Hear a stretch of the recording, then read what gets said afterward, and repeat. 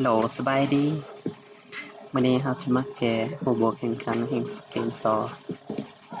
เข้ามาเบิ่งหัวโบกเลยหัวโบกที่เข้าหางคือให้ตำราแอป x กำหนดในจำนวนจริงซึ่งว่า2แอป x บวกกับแอปของ1ลบ x เท่ากับ x กำลัง2จึง2หา f x ตัวนี้เรามาเบิ่งโปรแกรมเลยเราจะมาเบิ่งโปรแกรม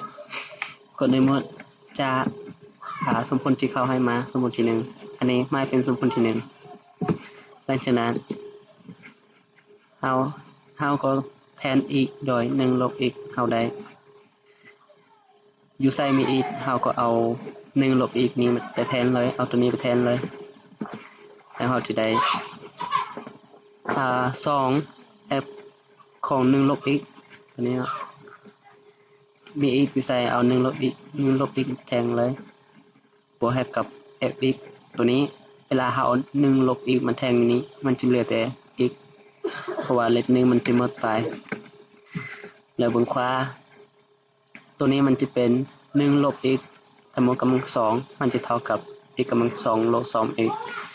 บวก1อันนี้เป็นสมผลที่2เนาะเอาที่มาเป็นสมผลที่2ต่อมาเฮาคูณ2ใส่สมผลที่1ที่เฮาหมายไว้นี้เนาะ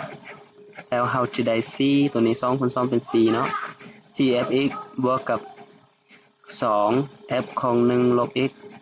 เท่ากับ 2x กำลัง2เป็นสมเฮาจะหมายเป็นสมผลที่3หลังจากนั้นเฮาก็มาแก้ระบบสมผลตัวนี้เนาะเอาตัวนี้แก้เป็นระบบสมผลเพื่อหา fx เฮาก็จะได้เลยเวลานี้เฮาเอาสมผลที่3มาลบให้กับสมผลที่2เฮาจะสร้างเป็นระบบสมผลแบบนี้แล้วตัวนี้กับตัวนี้คือกันตัวนี้กับตัวนี้หมดไปเนาะเฮา2อันนี้เวลาเฮามาลบกันตัวนี้จะเหลือ3ตัวนี้จะเหลือ1เวลามาลบตัวนี้เฮาสิลบเนาะ 4fx ลบกับ fx มันเหลือแต่ 3fx